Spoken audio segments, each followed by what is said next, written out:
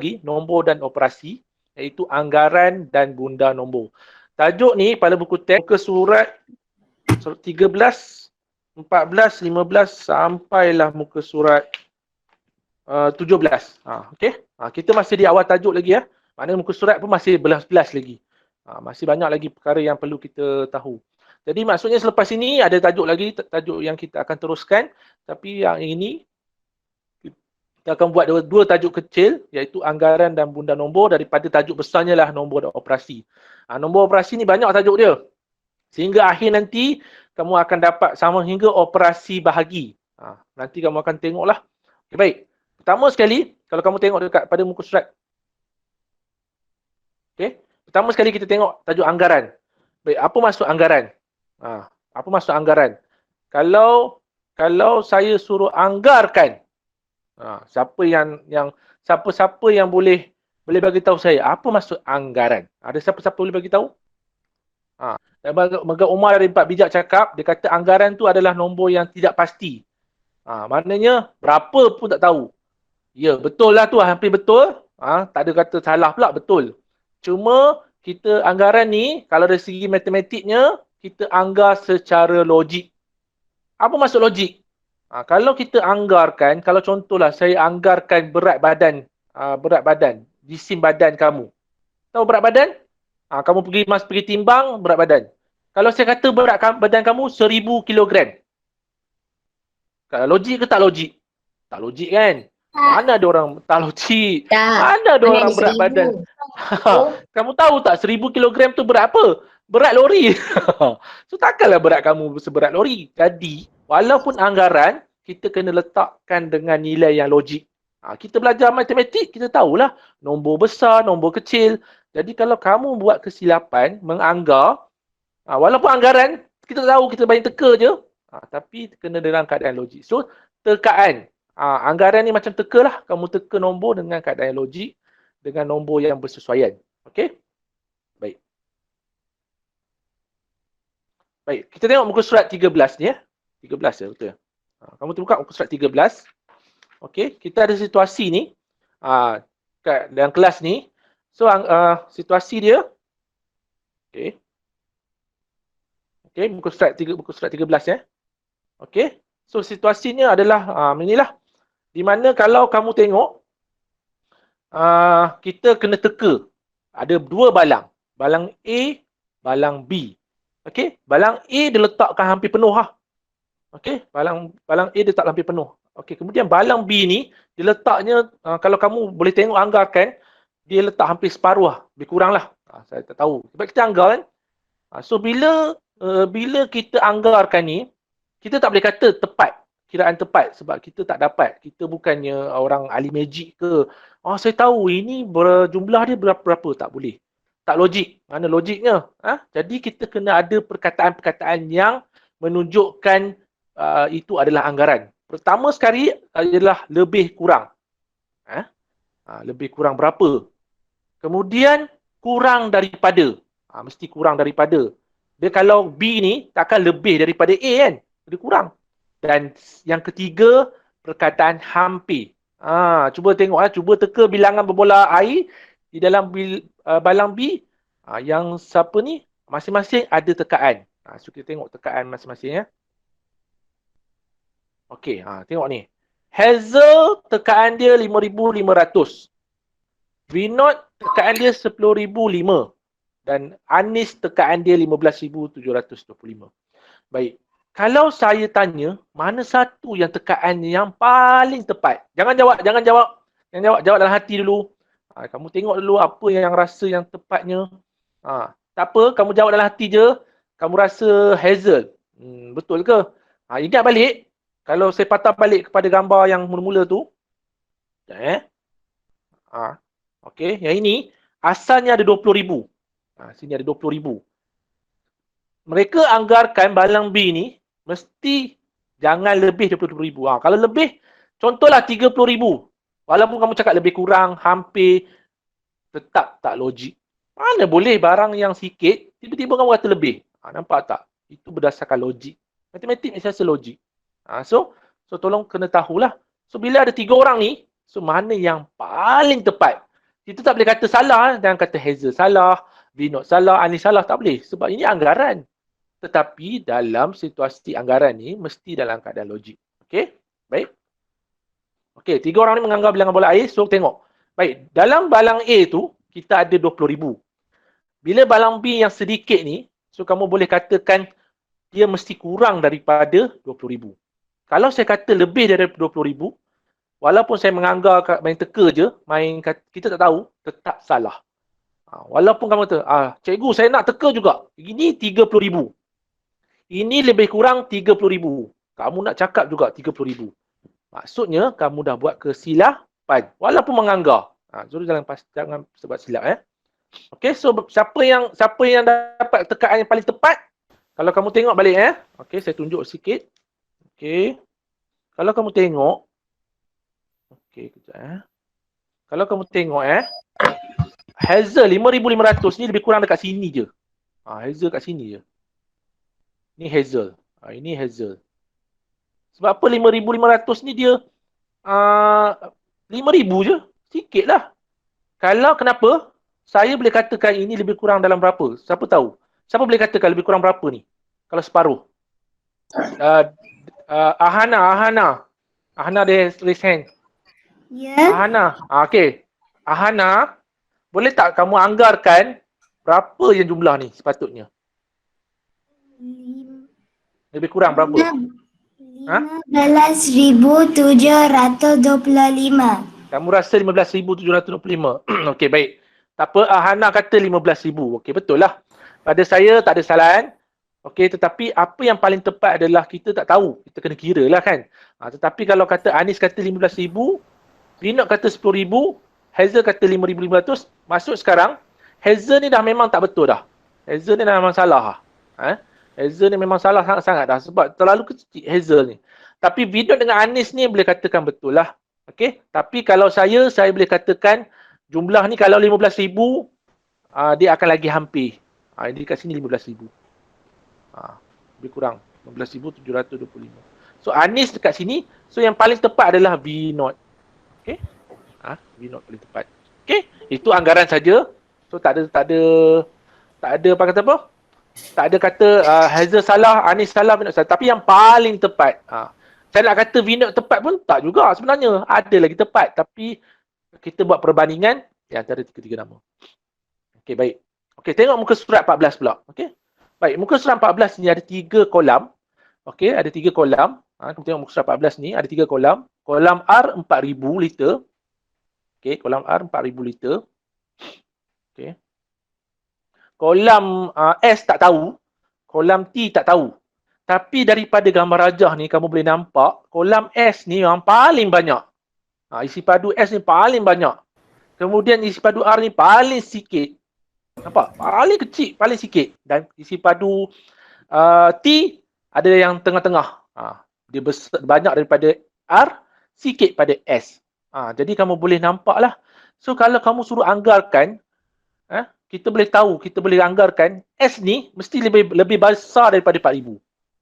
Berapa? Kamu boleh kata 5,000, 8,000, 7,000. Tetapi T, boleh tak kata bawah 4,000? Tak boleh. T mesti boleh lebih kurang dalam 5,000, 6,000. Tetapi S dengan T tak boleh anggar yang sama. Contohnya, kalau kamu kata anggarkan S 8,000. Boleh tak T 8,000? Tak boleh. Sebab dia tak sama. Okay? So, kita cari tengok mana yang hampir-hampir kita boleh teka. Okay. So, tengok ini daripada buku teks lah. Kalau kamu tengok, R ni 4,000 liter. S ni lebih kurang 4 kali R. So, 4 kali 4,000 lebih kurang 16,000 liter. Kamu tengok S lagi banyak pada R.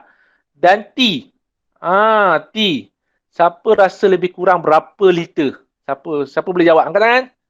Siapa nak jawab? Saya. Okey. Siapa ni?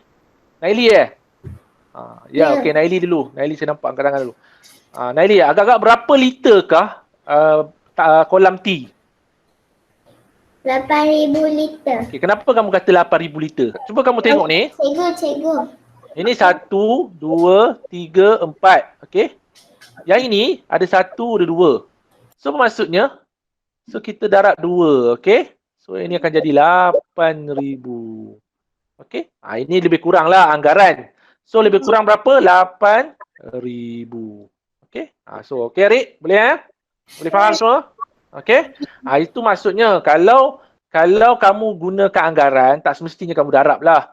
Kamu boleh anggar je. Kalau saya kata 7,800 pun betul. Berapa pun janji logik. Jangan kamu kata S tu 3,000 liter. Salah lah. Jangan kamu kata T tu 2,000 liter.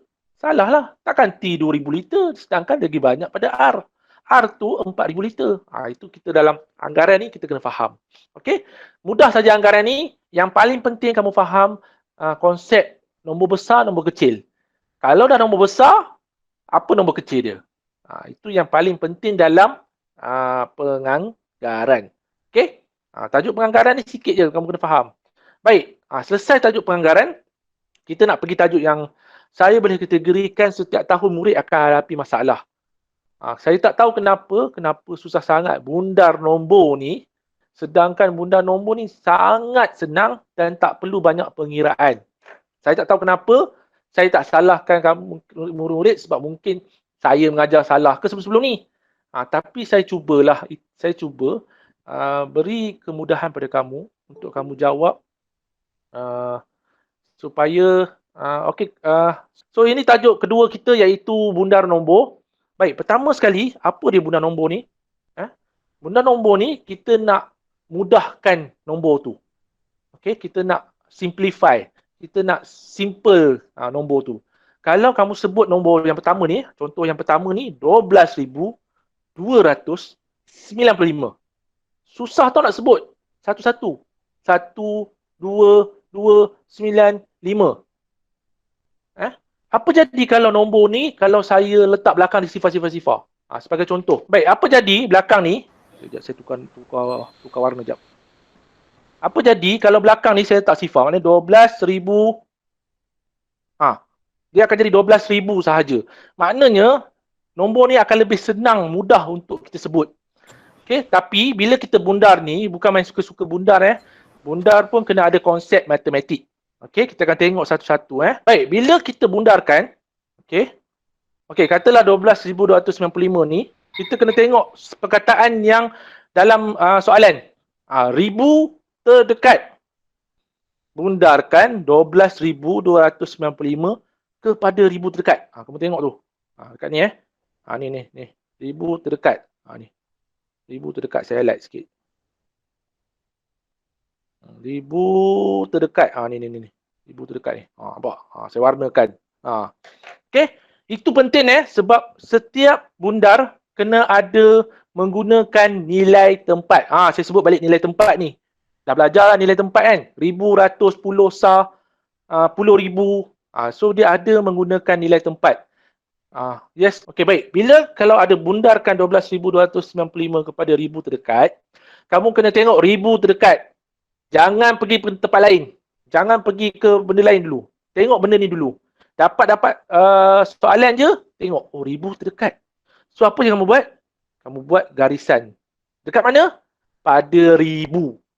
Yang tahu tak mana ribu? Ini apa? Kalau kamu tengok ni, yang ini sah. 5 ni sah. Lepas tu 9 ni 10. Sekejap ya, saya tukar pointer ni ada tak? Kemudian 2 ni 100. 2 ni 1000. So bila ini 1000, kita gariskan. Okey? Okey? Boleh faham setakat ni? Okey, simple je. Tengok 1000, gariskan 1000. Kenapa benda ni kita kena buat? Sebab nanti dia akan membantu kamu menjawab soalan. Okey, kemudian kamu bulatkan nombor yang selepas kamu gariskan tu. Okay, kalau tadi kamu dah gariskan, ni kamu gariskan. Kamu dah gariskan ni, ni dah garis ni. Ni dah garis. Alright. So sekarang kamu bulatkan. Berapa banyak bulatan? Buat sebanyak sampai belakang. Bulatkan. Apa maksud bulat ni? Sebenarnya bulat ni adalah sifar. Kita jadikan dia sifar. Ini penting sebab apa? bila kamu dah sifarkan, nombor ni dah berubah. Bila kita bundarkan pada ribu terdekat ni, yang kita garis lepas garisan ni, mesti akan jadi sifar. So sebelum kamu selesaikan lagi satu, okey, kamu dah gariskan 2. Okey, kamu dah bulat-bulatkan. Okey, seterusnya kamu tengok yang kawan selepas garisan ni, okey, dia ada nombor dia. Kena tengok nombor dia. Okey, jika nombor dia 5, 6, 7, 8, 9, okey, 5, 6, 7, 8, 9, kamu kena tambah 1. Tambah 1 ni kat mana? Dekat sini. Dekat 2 ni. Baik. Sekarang nombor dia 2. Adakah perlu tambah 1? Tak perlu tambah 1. Jangan pergi tambah 1 pula. So bila kamu tambah 1, dia akan jadi salah. Okey, saya ulang balik. Okey, bila kamu dah bulat-bulatkan, kamu tengok nombor yang sebelah kamu gariskan ni. Kamu tengok nombor sebelah garis ni. Ni nombor dia 2 ni. Ni nombor ni 2 ni. Saya highlightkan ni 2 ni. Okey. So bila kamu dah bila kamu dah ada 2 ni, kamu tengok. Adakah dia 5, 6, 7, 8, 9? Kalau dia bukan 5, 6... Irfan siapa ni? Okey. Kalau bukan 5, 6, 7, 8, 9, kamu tak boleh tambah. So biar je lah. Tak boleh tambah. Tapi bila akhirnya nanti, tukarkan nombor daripada belakang dulu. Sifar.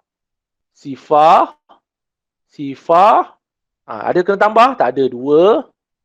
Dan last kali 1. Baik, saya ulang sekali lagi. Okey, dapat 12,000 ni. Okey, kamu letak gariskan. Kenapa garis kat 1000? Sebab 1000 terdekat. Ni 1000 terdekat. Kemudian gariskan. Lepas tu lepas garisan buat bulatan ni. Bulatan ni menandakan dia sifar.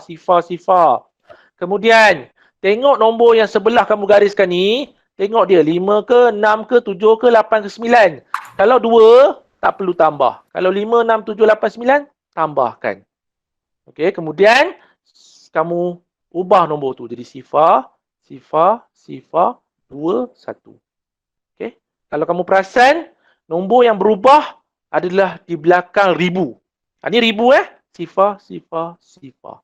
So dia akan jadi daripada 12,295, dia akan menjadi 12,000 saja. 12,000. Nampak tak? Kenapa kita bundarkan? Kita nak mudahkan bila kita menyebut nombor. Okey? Tak apa, saya tunjuk lagi satu contoh.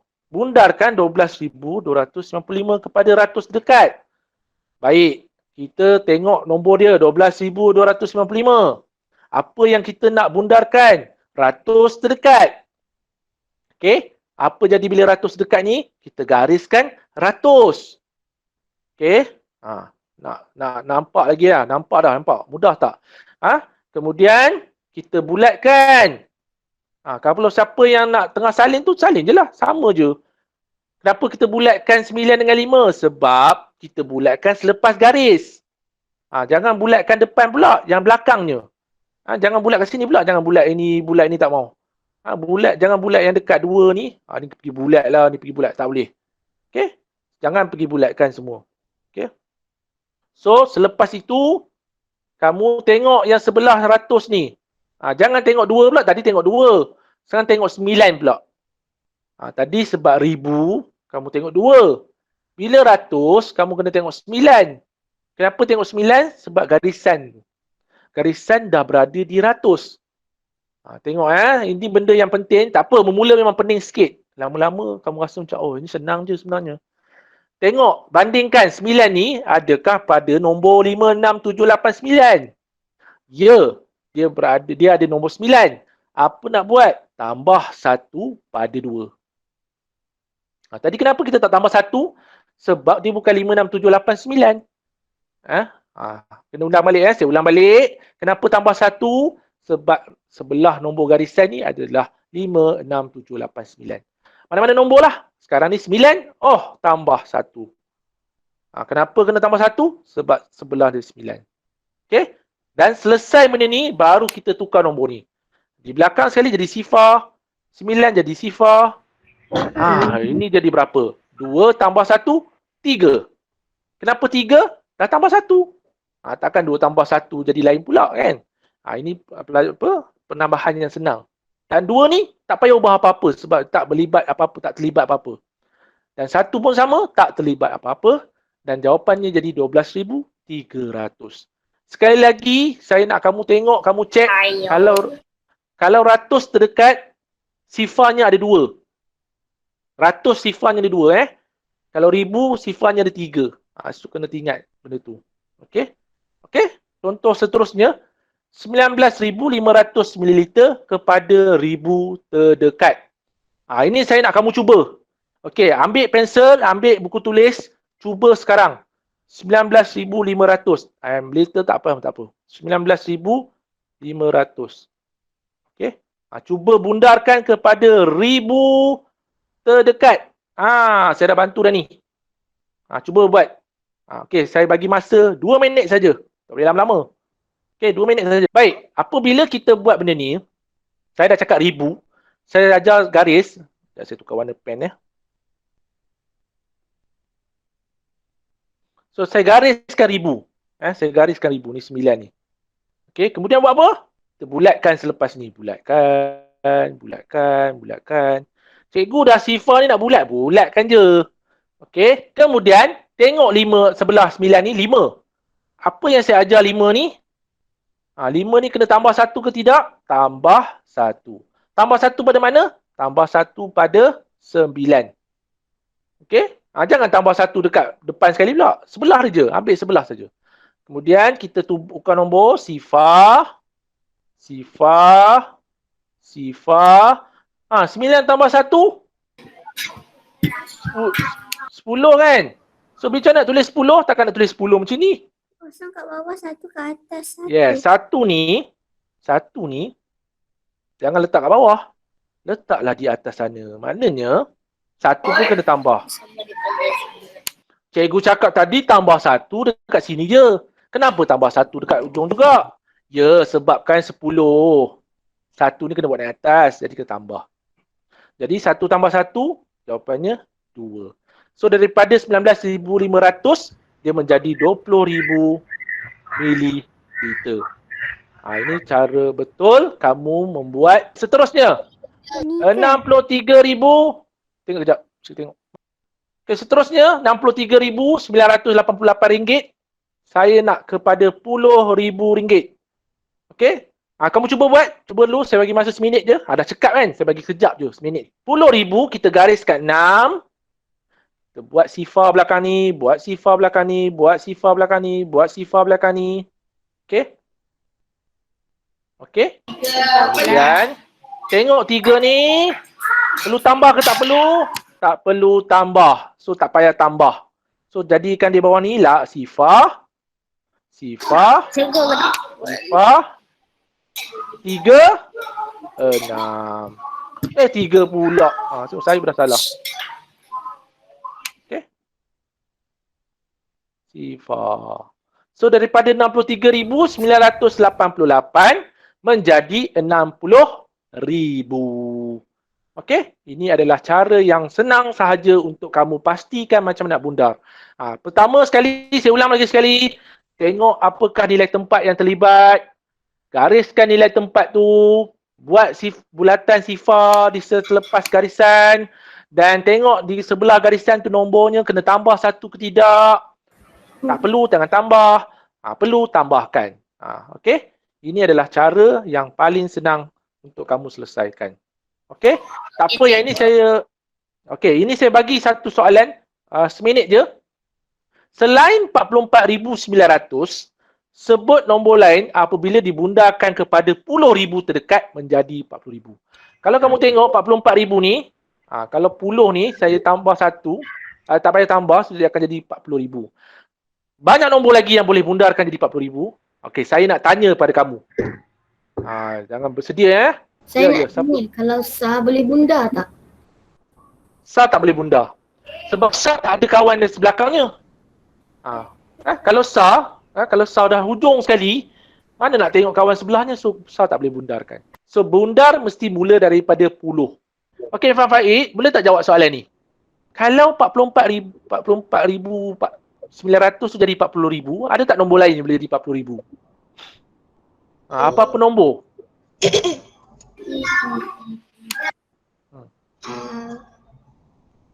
Kalau kamu tengok balik yang ni 40,000 ni, 40,000 ni, apa yang boleh dibundarkan jadi? Macam ni 44,900. Tapi kalau yang lain ada tak? Cuba tengok. 10,000 kepada 10,000. So kamu tengok kalau dia, contohlah satu nombor, saya ambil 47,000. Adakah 47,000 ni akan jadi 40,000 kalau bundarkan? Kalau saya kata tak kan? Tapi Dia akan jadi 50,000. 50,000? Tak boleh. Irfan Faiz tak tahu?